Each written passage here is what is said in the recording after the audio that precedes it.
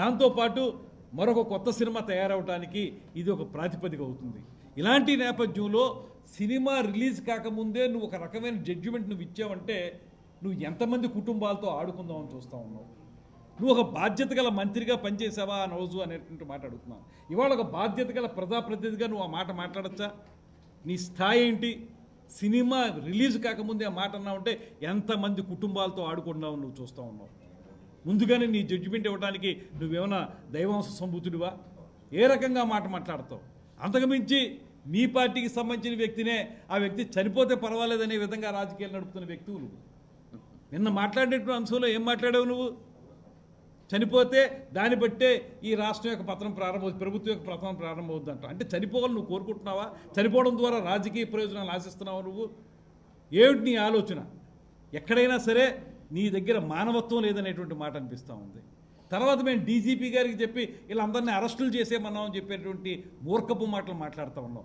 మేము చెప్పింది ఈ సినిమాటోగ్రఫీ అనేటువంటి అంశం హోమ్ సెక్రటరీ గారి చేతుల్లో ఉంటుంది కనుక హోమ్ సెక్రటరీ గారు దీని మీద ఎంక్వైరీ చేసి ఎందుకు ఈ రకమైన వాతావరణం సృష్టించబడిందో తెలుసుకోండి అనేటువంటి విచారణ చేయమని కోరాను తప్పితే డీజీపీ గారు అంటే ఆయన లా అండ్ ఆర్డర్ చూసేటువంటి వ్యక్తి.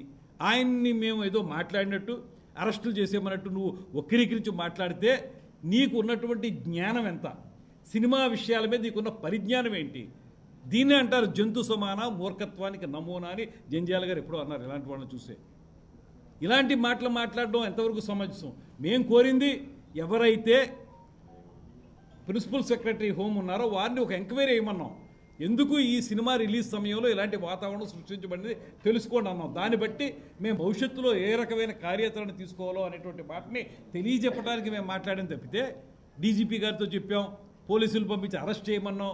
ఏమిటికి తెలిసిన నాలెడ్జ్ ఏమిటి? నువ్వు మాట్లాడితే 4 మాటలు మాట్లాడి నీ టంగ్ ట్విస్టింగ్ తోటి ఏదో రకమైనటువంటి మాటలు మాట్లాడేచ్చు అనుకుంటే అది చెల్లదు. ఇవాళ ప్రజలందరూ గమనిస్తున్నారు. ఇవాళ అందరూ ముక్కు మీద వేలేసుకుంటున్నారు.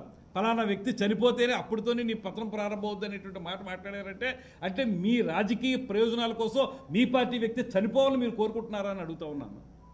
ఇవాళ ఈ కూటమి ప్రభుత్వం మేము ఎక్కడైనా తప్పు ఉంటే దాన్ని చట్టపరంగా శిక్షించడానికి సిద్ధంగా ఉన్నాం తప్పితే వ్యక్తులు చనిపోవాలని కోరుకునే వాళ్ళం కానే కాదు.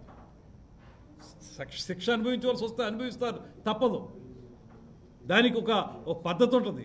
అందుకని మనుషులు చచ్చిపోవాలనేటువంటి విధానంలో మాట్లాడడం, ఈ రకంగా అర్థం పర్థం లేని మాటలో సగం జ్ఞానంతో హాఫ్ నాలెడ్జ్ తోటి మీరు సినిమా రంగం గురించి మాట్లాడడం ఇవన్నీ ఏ మేరకు సమంజసం అని చెప్పి నేను అడుగుతా ఉన్నాను. సార్, మీరు సినిమా ప్రపంచానికి ఇంత మద్దతు ఇస్తూ ఉంటే మరి నిన్న పవన్ కళ్యాణ్ గారు కీలక వ్యాఖ్యలు చేశాడు. ఎందుకంటే సినీ ఇండస్ట్రీ మమ్మల్ని ఎందుకు కలవలేదు, ఏడాది మట్టి రేవంత్ ప్రెసిడెంట్ ఇక్కడ ఎందుకు రాలేదు అంటే మీ మీద నమ్మకం లేక వాళ్ళు లేదా వాళ్ళకి తీరిక లేక.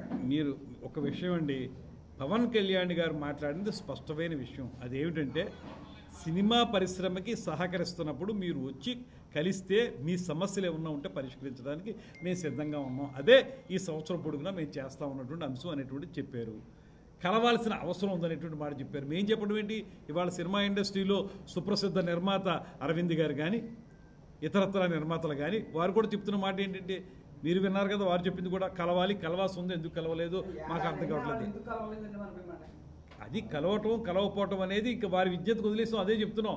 అలా కలవలేదని ఏనాడైనా మేము సినిమా పరిశ్రమకు వ్యతిరేకంగా నిర్ణయాలు తీసుకున్నామా? మీరు ఒక మాట ఆలోచించండి. వెంటనే వారందరికీ కూడా ఒక మీటింగ్ పెట్టి మీకు సహకరిస్తాం, మా సినిమాటోగ్రఫీ మంత్రి మీకు సహకరిస్తాడనేటువంటి మాట చెప్పారు. తర్వాత నేను సినిమాటోగ్రఫీ మంత్రిగా